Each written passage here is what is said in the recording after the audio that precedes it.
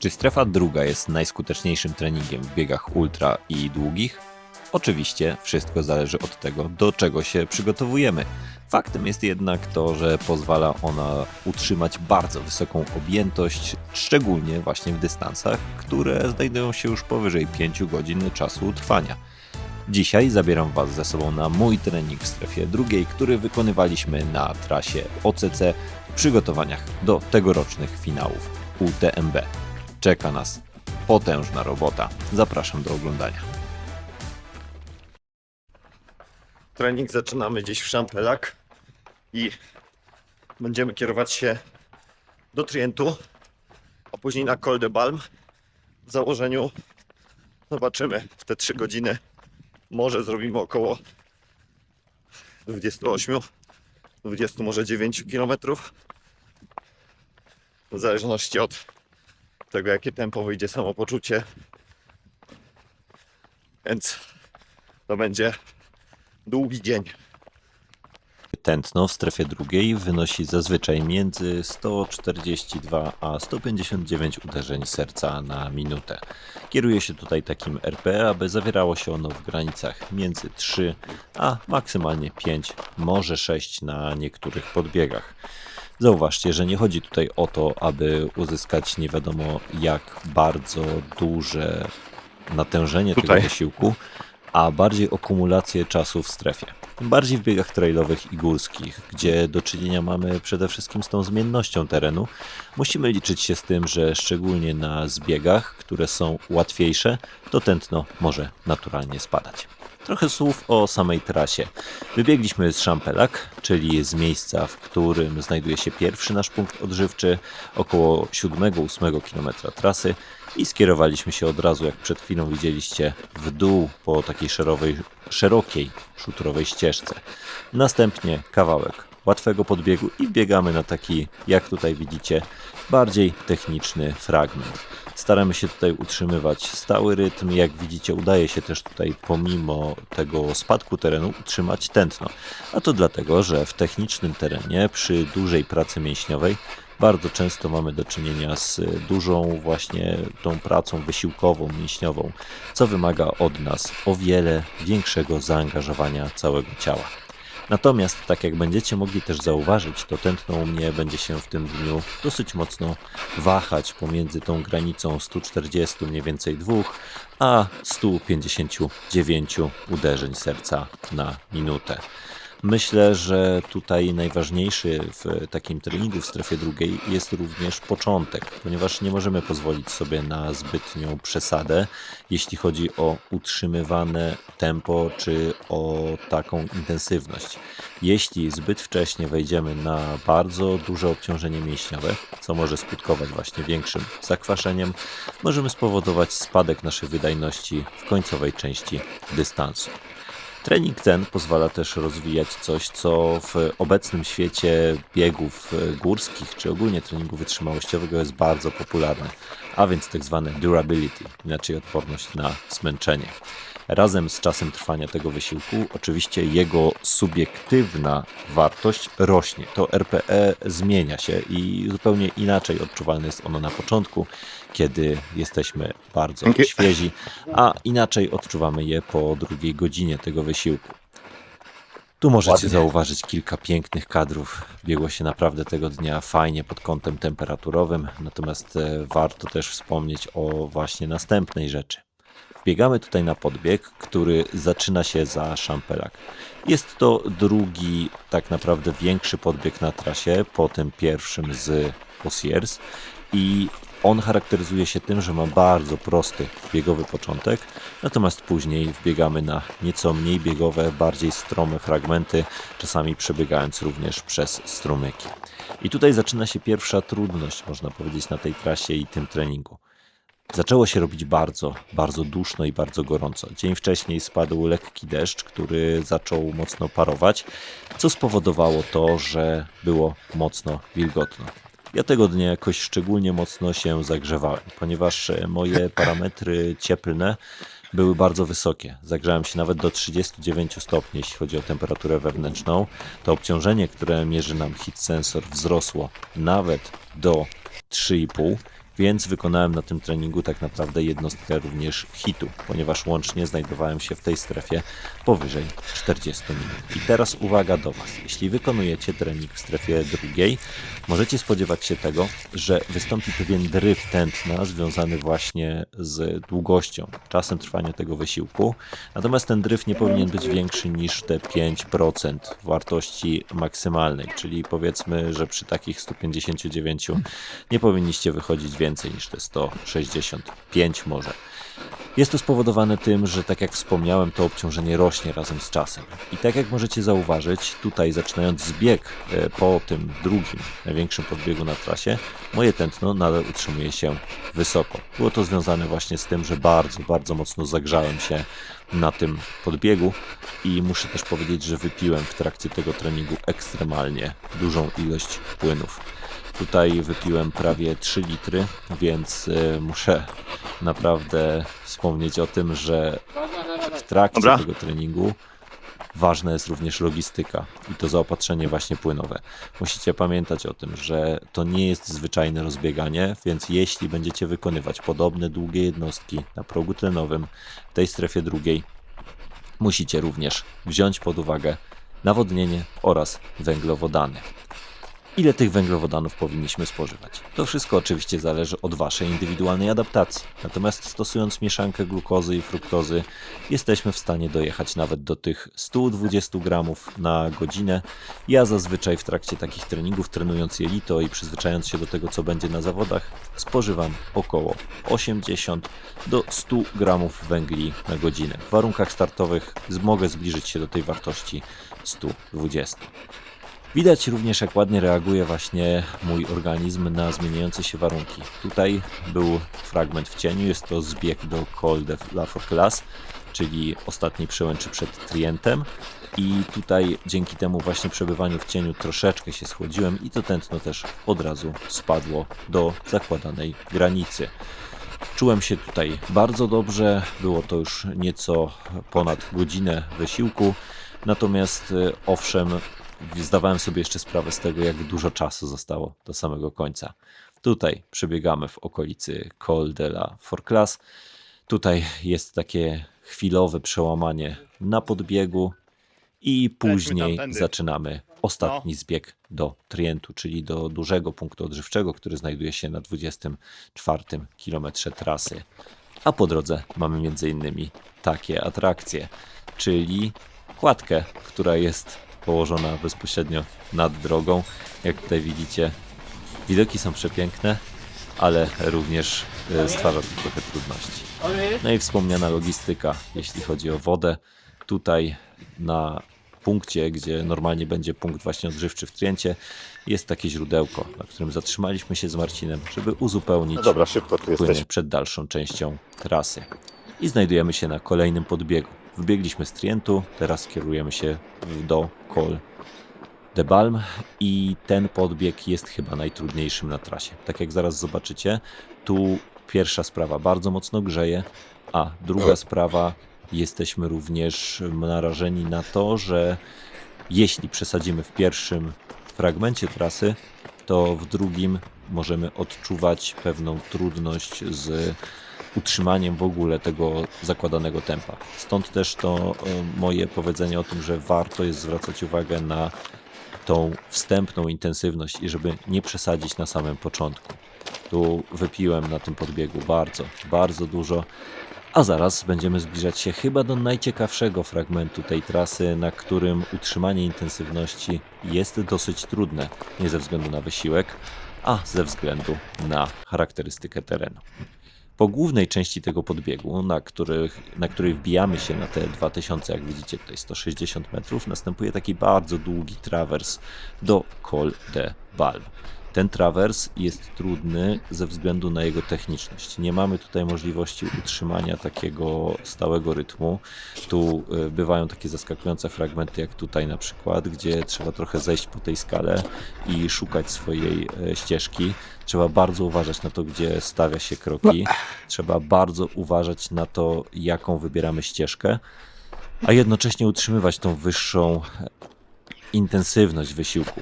Dla mnie, jako zawodnika wracającego po kontuzji, i to kontuzji, która dotyczyła ważnego bardzo elementu dla stabilizacji stopy, czyli ścięgna mięśnia piszczelowego tylnego, jest to szczególnie trudne, ponieważ czasem wykręcenie stopy na takim terenie powoduje jednak jakieś dolegliwości bólowe.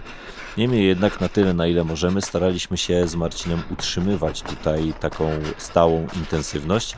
Natomiast kierujemy się w takim terenie, pamiętajcie, głównie RPE. Ciężko kierować się tętnem, ciężko kierować się tym, jakie mamy tempo, czy jaką mamy prędkość pionową, bo czasami jest to bardzo mocno zaburzone właśnie poprzez te warunki terenowe.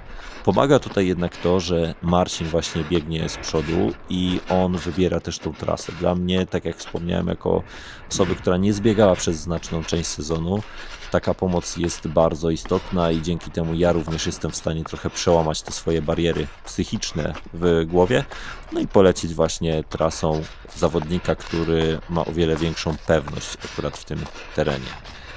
Zauważycie, że są tutaj przepiękne widoki. Oczywiście na starcie nie będziemy w stanie tego docenić, ale tutaj oglądając ten film i tworząc dla Was te treści, no mogę w końcu zauważyć, jak fajnie tutaj się poruszaliśmy i jakie to były tak naprawdę warunki. Na trasie możemy spodziewać się sporej ilości ludzi, natomiast no, tak jak też wspomniałem, ten konkretny fragment może być szczególnie trudny ze względu na to, że on już jest w okolicach 30 km, więc można powiedzieć w połowie trasy mamy pokonaną znaczną część tutaj już przewyższenia, ale wymaga on ekstremalnej koncentracji i myślę, że tu, jeśli ktoś zacznie na samym początku za mocno, może też odczuwać pewne problemy. Wracając jednak do naszej strefy drugiej. Jak widzicie, pomimo tempa, które momentami jest bardzo wolne, utrzymujemy w miarę możliwości właśnie tą intensywność. Bardzo mnie to cieszyło z tego względu, że po Tatra Sky Maratonie miałem również pewne trudności z wejściem na nieco wyższe obroty, wyższe tętno, co skutkowało właśnie też takimi trudnościami w treningu, ponieważ pomimo tego, że czasami biegłem bardzo szybko, nie byłem w stanie kontrolować tych swoich parametrów w taki sposób, w jaki chciałem. Tutaj jednak utrzymywały się one w bardzo zadowalającym stopniu. Biegliśmy ten fragment również w momencie, w którym było nieco bardziej deszczowo i uwierzcie mi, wtedy zmienia on swój charakter kompletnie. Mamy do czynienia wtedy ze stanem, w którym te skały robią się bardzo śliskie i teren jest wręcz niebezpieczny. Dlatego ja biorę tutaj ze sobą na start speedgoaty 7 dokładnie, które są bardzo uniwersalne w takim terenie. Przerobiłem już w nich start na Babiej Górze, przerobiłem w nich start w Tatrach, więc jestem pewny, że wytrzymają one również i tutaj. Jest to but jednocześnie szybki, ale również stabilizujący oraz mocno amortyzujący, a guma trzyma na takiej skale naprawdę bardzo dobrze. Tutaj, jak widzicie, tętno zaczyna trochę spadać, natomiast to jest głównie spowodowane tą technicznością terenu. Nie przejmujcie się też tym, jeśli biegając w terenie od czasu do czasu tętno spadnie poniżej zakładanej granicy, bądź na chwilkę wyjdzie powyżej niej.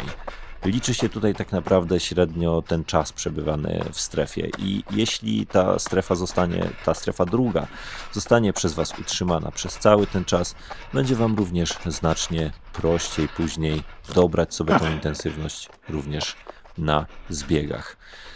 Trudny teren charakteryzuje się też tym, że pod kątem mięśniowym może on być bardziej wymagający niż takie po prostu bieganie na płaskim fragmencie czy też mało technicznej ścieżce. Tutaj trzeba bardzo mocno stabilizować nie tylko nogami, ale również i tułowiem. Trzeba wykazać się odpowiednią ilością takiej sprawności ogólnej. Trzeba też właśnie psychicznie być do tego dobrze nastawionym. Także takie aktywne longi czy treningi w strefie drugiej pozwalają bardzo mocno wypracować w sobie taką konkretną umiejętność. I jak widzicie, może na filmie tego nie widać aż tak mocno, natomiast te nachylenia czasami są dosyć duże w dół, połączone właśnie z takimi mocnymi spadkami. Zachęcam do tego, żebyście od czasu do czasu popróbowali właśnie zamiast takiego typowego, spokojnego rozbiegania, pobiegać w takim trudnym terenie nieco szybciej. Wykształcicie oprócz właśnie tych parametrów, czy korzyści, które uzyskujemy ze względu na przebywanie w strefie drugiej, również umiejętności techniczne. Uwierzcie mi, że znacznie łatwiej w technicznym terenie porusza się, jeśli biegniemy nieco szybciej. Trzeba szybciej podejmować decyzje, kontakt stopy z podłożem jest nieco krótszy i dzięki temu możemy znacznie efektywniej sobie tak potrenować. Tutaj zbliżamy się już do końcówki tego najtrudniejszego fragmentu. Stopniowo będziemy kierować się w stronę Col de Balme, którego jeszcze tutaj nie widać, natomiast te widoki są po prostu przepiękne. Ja tutaj wkroczyłem w tą górną wartość swojej strefy drugiej, czyli już znajduję się powyżej tego tętna 160. Tak jak wspomniałem, nie przejmujemy się tym kompletnie, jeśli jest to utrzymywane przez krótki czas, jest to krótkie wejście w tą strefę trzecią. To nadal jest w okolicy progu tlenowego. Ważne jest też to samopoczucie. W moim przypadku cały czas utrzymywałem tutaj to RPE na poziomie takiej 4, więc dalej było to do utrzymania przez dłuższy czas. I zbliżamy się właśnie do schroniska na Col de Balme, czyli jest to już następny, chyba 33 kilometr trasy. My tutaj nie kierowaliśmy się na dalszą część trasy, na tą pętelkę, którą będziemy zbiegać w stronę Vallorcine i wybiegać ponownie, gdyż nie starczyło nam po prostu czasu na wykonanie całej tej pętli. I od Col de Balme zbiegaliśmy już prosto w stronę Le Tour. Tutaj muszę powiedzieć, że byłem bardzo zadowolony z tego treningu. O ile Marcin i Rafał w tym sezonie wykonywali takich treningów już bardzo dużo, ja ze względu na kontuzję nie byłem w stanie realizować tak wysokiej objętości na takich prędkościach. Dlatego też, jak na pierwszy trening tego typu w tym roku, byłem ekstremalnie zadowolony i cieszyłem się z tego, że pokonaliśmy tę trasę w tak dobrym tempie i pokonaliśmy tą trasę właśnie tak aktywnie. Zbieg był już nieco prostszy. Tutaj, pomimo tego, że już przekroczyliśmy czas naszego wysiłku, to postanowiliśmy jeszcze zbiec sobie do tego Le Tour, żeby trochę przyzwyczaić nogi do zbiegu. Natomiast tutaj już poruszaliśmy się raczej w takich granicach strefy pierwszej na strefę drugą, tak żeby nie dobijać się już tym dodatkowym kilometrażem, który musieliśmy tutaj dobiec, ponieważ 3 godzinki właśnie gdzieś minęły w tym punkcie i spokojnie zbiegamy do Le Tour. Natomiast dało to też możliwość na podziwianie tych przepięknych widoków. Jak tutaj widzicie, no jest to po prostu mega. Te ścieżki w Alpach są tak różnorodne, że każdy znajdzie tutaj coś dla siebie. Tak jak widzieliście, na trasie mieliśmy techniczne fragmenty. Mieliśmy na trasie również bardzo płaskie, proste fragmenty. Mieliśmy łatwiejsze podbiegi, mieliśmy trudniejsze zbiegi. Także jeśli chcecie kiedykolwiek przyjechać do tego regionu, naprawdę polecam to pod kątem biegowym. A cały trening wykonaliśmy w naprawdę świetnej formie i tak jak wspomniałem, byłem mega zadowolony z tego, co udało mi się tutaj zrealizować, również pod kątem swojej nogi, która nie jest jeszcze może w pełni sprawna, ale dzięki temu, że wykonuję trening wzmacniający, jestem w stanie przebiegać takie dystanse. Na pewno trening ten był dobrym prognostykiem przed OCC. Fajnie byliśmy w stanie poznać tą trasę i mieliśmy możliwość takiego właśnie aktywniejszego pobiegania, co też mocno przekłada się Przez większość na trasy oglądałem twoją że dupę, więc jesteśmy po prostu coraz bardziej gotowi do tego, co czeka nas na starcie.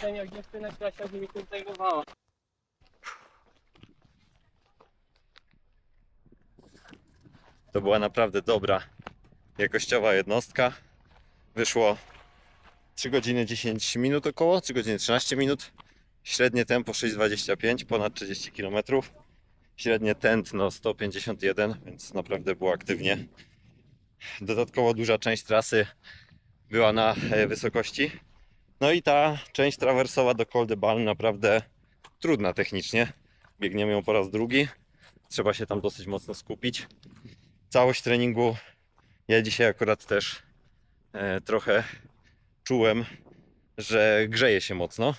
Co też pokazał mój heat sensor, że spędziłem ponad godzinę w strefie trzeciej, co nie jest dla mnie normalne, więc prawdopodobnie te ostatnie dni i może wczorajsza niepotrzebnie gorąca kąpiel w wannie spowodowały trochę podniesienie tej temperatury, co skutkowało tym, że naprawdę męczyłem się na tych podbiegach, gdzie powietrze stało. Niemniej jednak świetna robota. Tydzień zamknę kilometrażem, bo dzisiaj miał być jeszcze hit, ale ze względu właśnie na to obciążenie, które już na tym treningu mam, to raczej tego hitu nie będę robił. Więc tydzień zamknę kilometrażem powyżej 150 km, co jest dla mnie rekordem od Teneryfy. 155 km.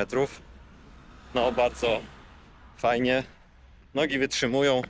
Coś tam odczuwam momentami w obrębie mojego ścięgna, natomiast radzę sobie też za pomocą moich wszystkich wspomagaczy, więc jest całkiem ok. To tyle na dziś. Mam nadzieję, że wyciągnęliście z tego materiału nie tylko mój trening i nie tylko ładne kadry alpejskie, ale również troszeczkę wiedzy na temat treningu w strefie drugiej w biegach trailowych. I tutaj, jeśli podoba Ci się wszystko to, co robię na tym kanale, zasubskrybuj proszę, zostaw łapkę w górę, zostaw komentarz, to pozwala zawsze docierać mi do większej ilości osób.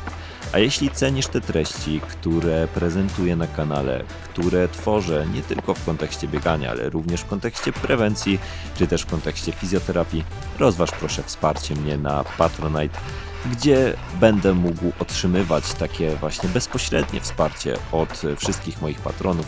Możesz również w ten sposób wpłynąć na rozwój tego kanału, brać udział w wybieraniu tematów i wiele innych, a za każde wsparcie serdecznie dziękuję. Tymczasem to już ostatni materiał przed OCC, także trzymajcie mocno kciuki i niezależnie od tego, jaki będzie wynik na mecie, bądźcie pewni, że zawalczę i zostawię na trasie wszystko, co mogę. Do zobaczenia w kolejnych materiałach.